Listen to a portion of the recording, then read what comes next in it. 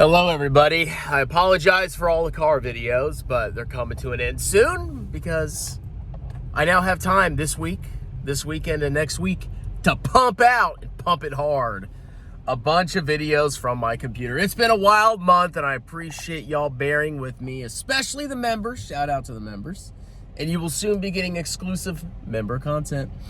So in this video, we're gonna do a quick update to how I'm dealing with my portfolio because I've had a couple epiphanies over the last 6 to 12 months where I've kind of figured out where I want to go with my life.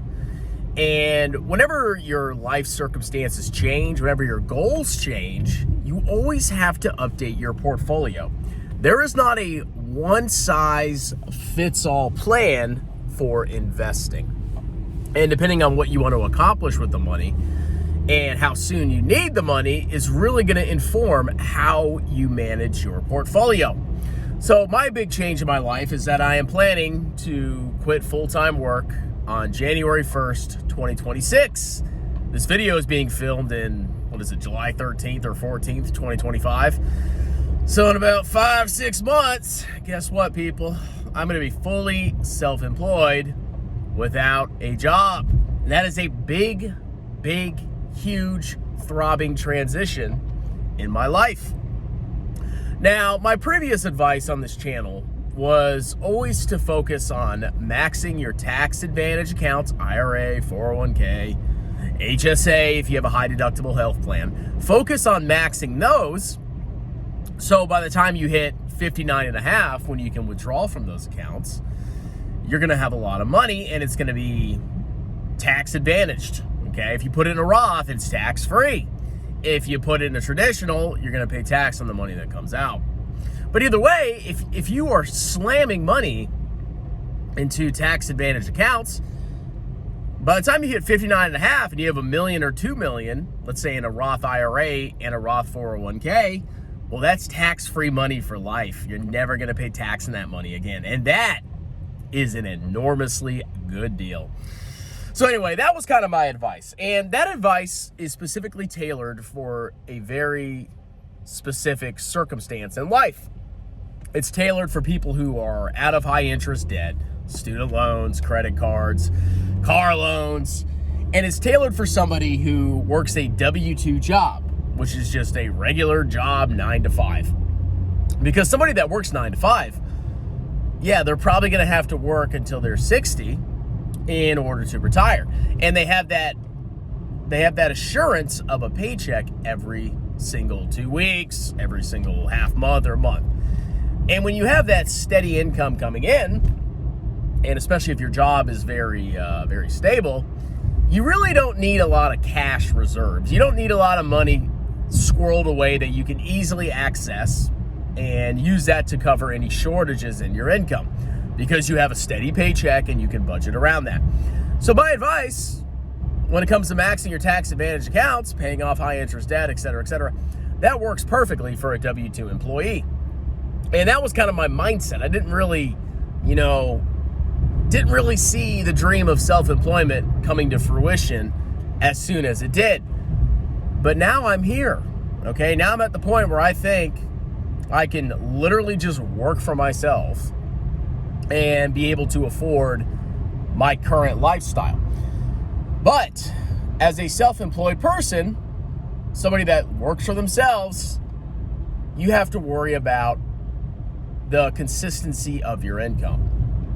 For example, my main source of self-employment income, it's not YouTube, it's tax. I make way more money from tax than I do on YouTube. I make, okay money on YouTube, Got my little grifts going on. But tax is really where I'm gonna be making my money. And as we all know, tax is inconsistent. You basically make all your money in the first 3 months of the year, and then you get a smattering of engagements throughout the year, amendments, late filers, et cetera. But overall, you're gonna make most of your money during tax season. So as a self-employed tax professional, I gotta have a lot of liquidity. I cannot have all of my money in tax advantage accounts because, you can take it out. It's possible. But most likely in most scenarios, you're gonna get hit with taxes and penalties. And it's just generally not good to take money out of tax advantage accounts. So I've kind of revamped my investment philosophy, and what I've been doing and what I've decided to do going forward is, first of all, I want to build a solid money market emergency fund, which I believe I've accomplished that.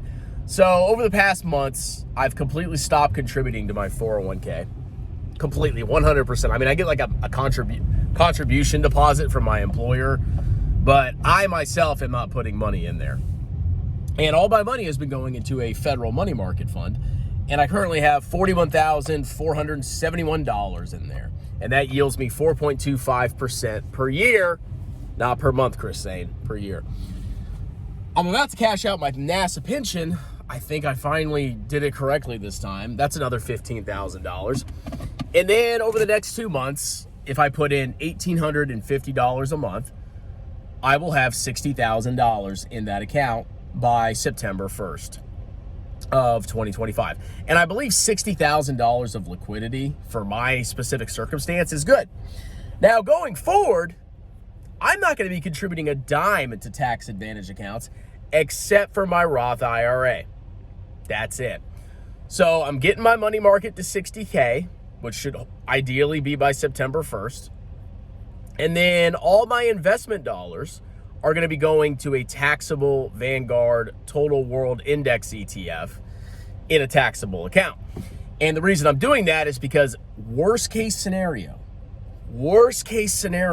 if I run out of the 60K of cash, I can sell shares of VT to fund my lifestyle, and I don't have to worry about taking it out of tax advantage accounts. And then my plan going forward is basically I'm going to auto invest $1,850 a month into VT. And then when it comes to January, that's the new year, I can start funding my Roth. I'm going to put the $7,000 in the Roth as fast as I can. As soon as that's maxed out, I'm going to immediately shut that down and go back to funding VT.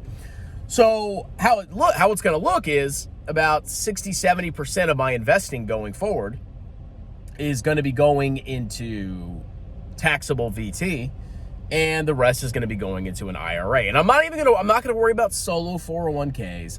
I'm not going to worry about any other tax advantage accounts until I can get my self-employment income up to a level where I can then restart tax advantage accounts, because I'm not there yet.